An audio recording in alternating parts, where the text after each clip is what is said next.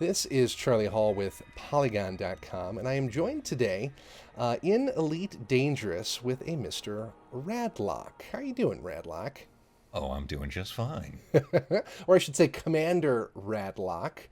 And RadLock is a member of a very interesting group within the Elite Dangerous community called the Fuel Rats. So, RadLock, what exactly are the Fuel Rats? So, the Fuel Rats are a player based organization that's sole purpose really is to rescue commanders that have gotten stranded in space by running out of fuel. So, we do that by using what the game provides is something called a fuel limpet transfer controller. And those fuel limpets will fly through space, attach themselves to someone's cargo hatch, and deliver fuel. That's interesting. So we've got the Elite Dangerous galaxy, right, which is 400 billion different star systems. And you've got a collection of folks that are out there, associates and members of the Fuel Rats that are just looking to help and traveling all over hell and gone, looking for people that they can assist. Now, one of the common complaints that folks that really don't play a lot of Elite Dangerous like you do, and like I tend to do when I have the spare time, is that there's nothing to do in this game, that it's just a bunch of empty space. But you guys really have found your own way about things. How did this all start? So it all started with a guy by the name of Surly Badger, who ran out of fuel at one point and said that no, this isn't good. This is unacceptable. So not too long after that, there was addition to the game by Frontier that actually added these fuel limpets and the controller that allows you to distribute them. So he said that I want to make something around that, and that's kind of how the Fuel Rats came to be. That was about 4 months ago, I think, and it's just kind of grown from there. Well, it's grown at a breakneck pace. Wait a minute, you've only been doing this for 4 months. How many refuelings have you guys done so far? On the successful side of things, we have refueled. Let me pull up the leaderboard really quick. It is above 3,000, and at this current moment, we are sitting at 3,467. That is remarkable. So you have had almost 3,500 opportunities for two players to get together in this massive, real-sized universe and really Hmm. share a very intimate and life-saving moment.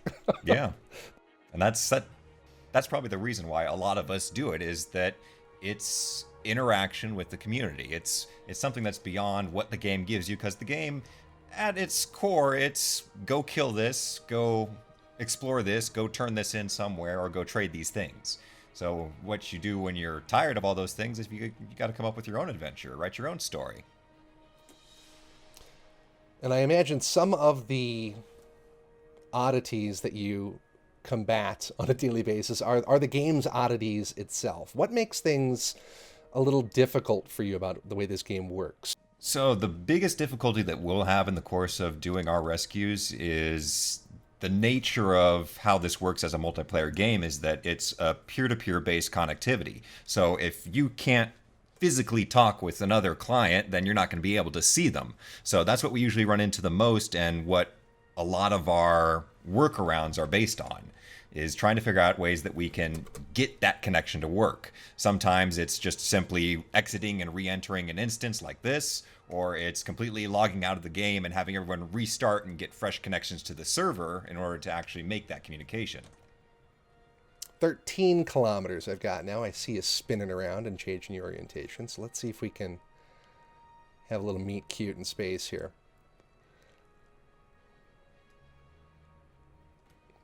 So what are you driving around in the world of Elite? What's your ride of choice for doing the work that you do? So it varies. If I'm doing dedicated fuel rats work and just running around uh, throwing fuel limpets at people, making rescues, usually I'll opt for the ASP. It's a good all around distance ship for relatively light cargo. Limpets are 1 ton apiece, and on your average rescue, you might spend four, maybe 8 limpets. So not a whole lot of cargo that you have to carry around. So with an asp, relatively light on cargo, you can get jump ranges that are up in the 30s, depending on how weighed down you are with things like higher level equipment or weapons or things like that. So how do people engage the fuel rats and ask them for their assistance? So what we do, a lot of the advertisements and things that we have for it points users directly to our website, so fuelrats.com, and on there's a big red button on the main page that says Get Help.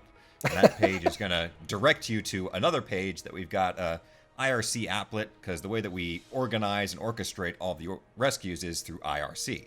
So we've got a Mibit web applet on that page that connects us directly to that channel. If a client happens to have an IRC client of their own, they can just connect directly through the Mibit server and go to the Fuel Rats channel. And then in that channel, the way it's set up is you type in specific information about what your situation is, who you are, where you're at.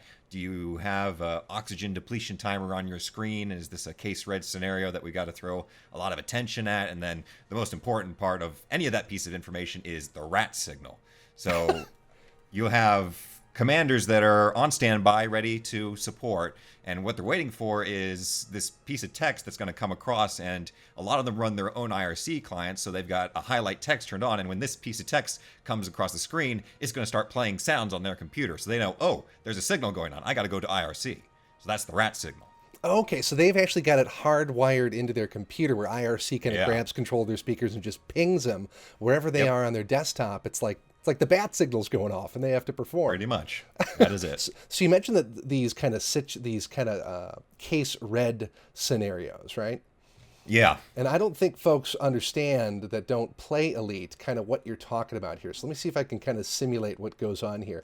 When you run out of power, when you run out of gas, your actual modules in your ship begin to shut down. And one of your modules is life support, right? So if I just artificially turn off life support here, I get a countdown timer, and it starts saying oxygen is depleting in 4 minutes 52 seconds. When that in-cabin oxygen depletes, I'm dead. Yeah, your ship unceremoniously destructs. So what's at stake here, though? You can see kind of that my HUD has been, my virtual helmet has come down, so my HUD's kind of changed and got a framework over it. But like, what's at stake for people that are playing this game if they run out of oxygen when they're out there on the fringe? Yeah, so I mean, on the fringe, there's a couple of different things that'll happen when you're running low on oxygen. If you lose your ship, you need to rebuy your ship, so you've got insurance costs that would happen there. Currently, if you lose your ship, you will lose anything you have done in that ship since you got it. So that includes things like exploration rights as well, which you can sell at distant systems to identify planets and such. Right. So if you've been out exploring, scanning systems and everything, all of that is stored in your ship. You lose your ship, you lose that data. Same thing with bounty hunting or any combat missions or anything. If you've got vouchers that you got to turn in, say you've got 1 million credits worth of bounties, you lose your ship, you lose those bounties. That's a non-trivial amount of money in this game too. That can buy you a couple of decent ships. And even then, the ship itself is oftentimes not a trivial amount of money. I mean, I've saved... Granted, the majority of it is probably usually a Sidewinder or a Vulture that you can probably live with that, but I've saved Anacondas, Fer-de-Lances, Type 9s, Type 7s. So I've probably saved people insurance by about a couple, maybe 750 million credits. So you call these people... Just a rough estimate. Just a rough estimate. So you call these people clients, though, right? So, like, what's your fee? There is no fee, actually. It's just a service that we do. It's just gratis.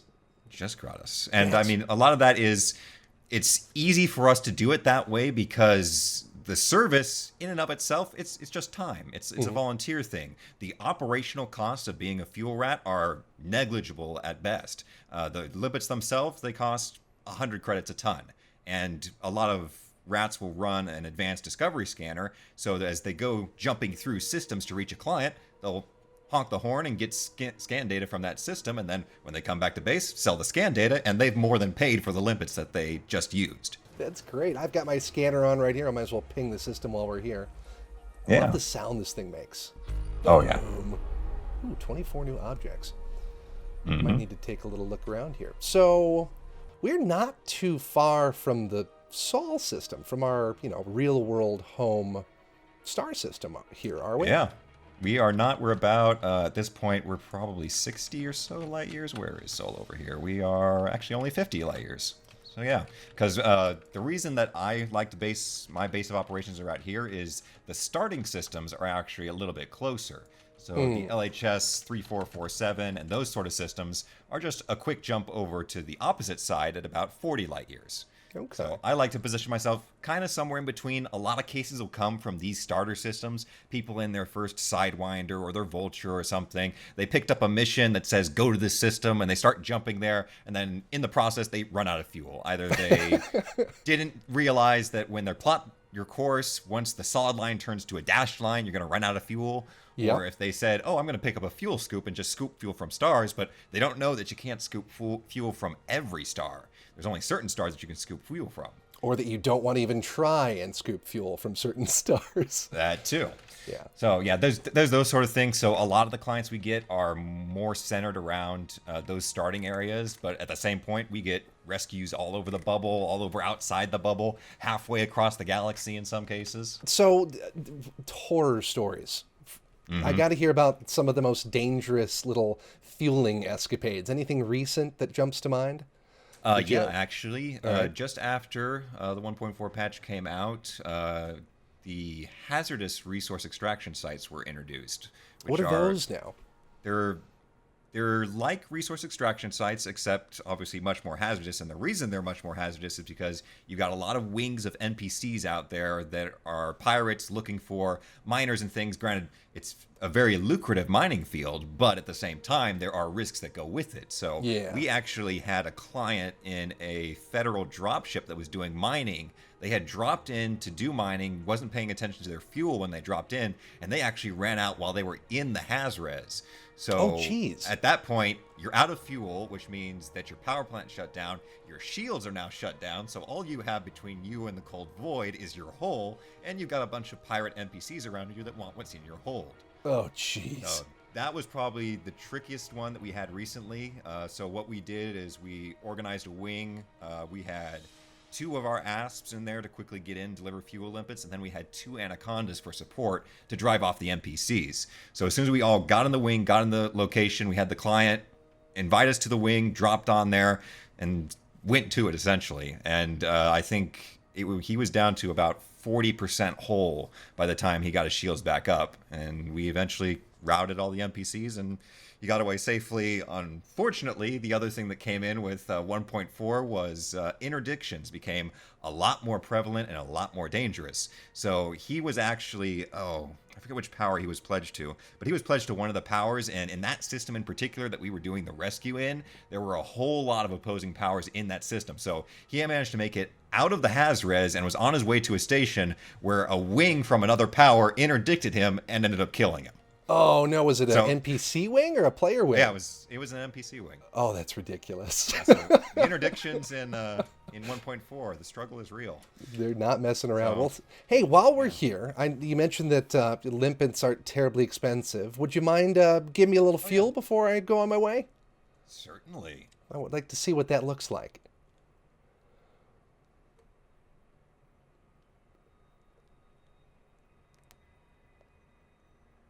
That's great. Yep. Simple as that. I didn't have to open my cargo hatch and pick it up or anything. Nope. Just got to be within range of someone with the fuel limpet controller, and they'll shoot the limpet at you, and it'll refuel. The only things you got to look out for is keeping within a certain distance of someone. So, for example, if they're on the move, you have to stay within range, otherwise the limpet might fail. Things like that. But generally, most clients are out of power, so they're not moving a whole lot of anywhere.